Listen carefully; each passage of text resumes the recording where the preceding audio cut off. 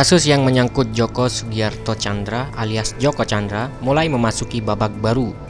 Berkas perkara kasus dugaan korupsi terkait penghapusan Red Notice di Interpol atas nama Joko Chandra telah dilimpahkan ke Jaksa Penuntut Umum pada Rabu 2 September 2020. Kasus ini ditangani penyidik Direktorat Tindak Pidana Korupsi di Tipikor, Bareskrim Polri. Berkasnya sekarang sedang diteliti JPU. Kami sudah melimpahkan atau melakukan tahap 1 penyerahan berkas perkara atas nama tersangka PU, TS, JST, dan NB, kata Kepala Bagian Penerangan Umum Divisi Humas Polri, Kombes Pol Ahmad Ramadan, di Gedung Bareskrim, Jakarta Selatan, Kamis 3 September 2020. Lalu berkas perkara untuk kasus surat jalan palsu yang ditangani Direktorat Tindak Pidana Umum di Tipindum, Bareskrim Polri juga telah selesai. Pelimpahan ke JPU hanya menunggu surat pengantar. Sementara berkas perkara kasus dugaan suap untuk tersangka oknum jaksa telah dilimpahkan penyidik Kejaksaan Agung kepada JPU. Sejauh ini terdapat 7 orang yang ditetapkan menjadi tersangka, yaitu Brigjen Pol Prasetyo Utomo. Kasus berawal dari surat jalan untuk Joko Chandra yang diterbitkan oleh mantan Kepala Biro Koordinasi dan Pengawasan PPNS Bareskrim Polri, Brigjen Pol Prasetyo Utomo. Prasetyo juga diduga terlibat dalam pembuatan surat bebas COVID-19 dan surat rekomendasi kesehatan untuk Joko Chandra. Jenderal berbintang 1 itu diduga melanggar pasal 263 KUHP, pasal 426 KUHP, dan atau pasal 221 KUHP. Prasetyo ditetapkan sebagai tersangka pada 27 Juli 2020. Anita Kolopaking. Pada 30 Juli 2020, Anita Kolopaking ditetapkan sebagai tersangka terkait kasus surat jalan palsu.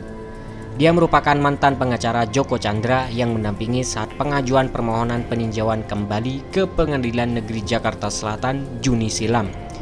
Dalam kasus ini, Anita dijerat dengan pasal berlapis. Ia disangkakan pasal 263 ayat 2 KUHP terkait penggunaan surat palsu dan pasal 223 KUHP tentang upaya membantu kaburnya tahanan. Anita juga ditahan di Rutan Salemba, Cabang Bareskrim Polri. Joko Chandra. Pada hari yang sama, Polri menangkap Joko Chandra yang buron selama 11 tahun.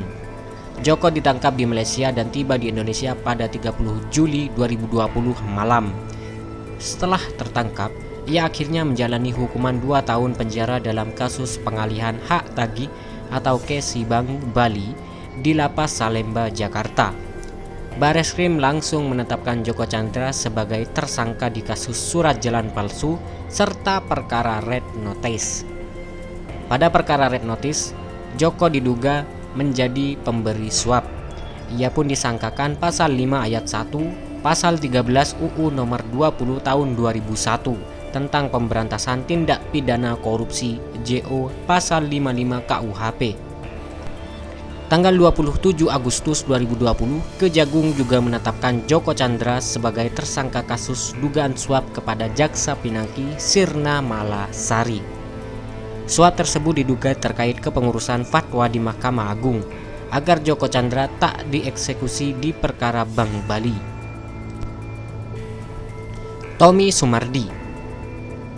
Kembali ke perkara Red Notice, penyidik di Tipikor Bareskrim Polri turut menetapkan pengusaha Tommy Sumardi sebagai tersangka terduga pemberi suap. Meski berstatus tersangka, penyidik tidak menahan Tommy, namun ia telah dicegah keluar negeri atas permintaan penyidik.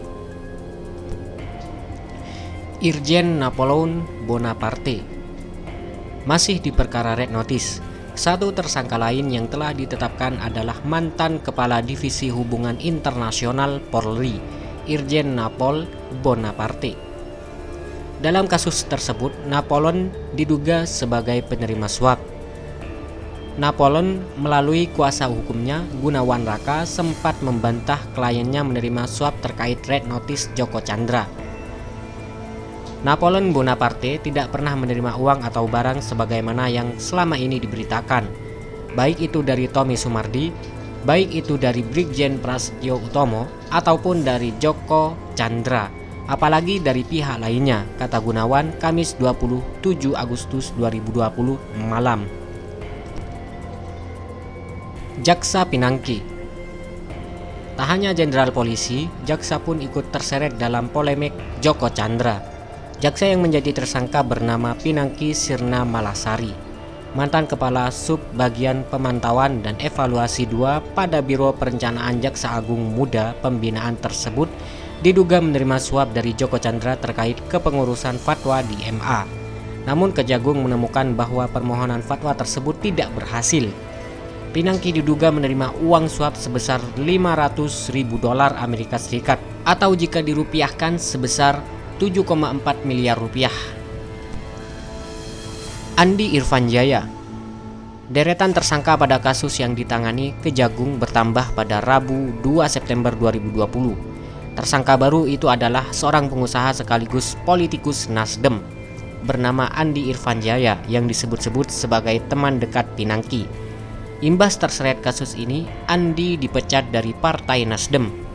Menurut Kejagung, Andi diduga menjadi perantara yang memberi uang suap dari Joko Chandra ke Pinangki.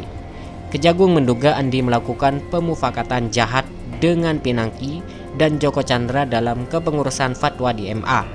Andi kini ditahan di rutan Komisi Pemberantasan Korupsi untuk 20 hari.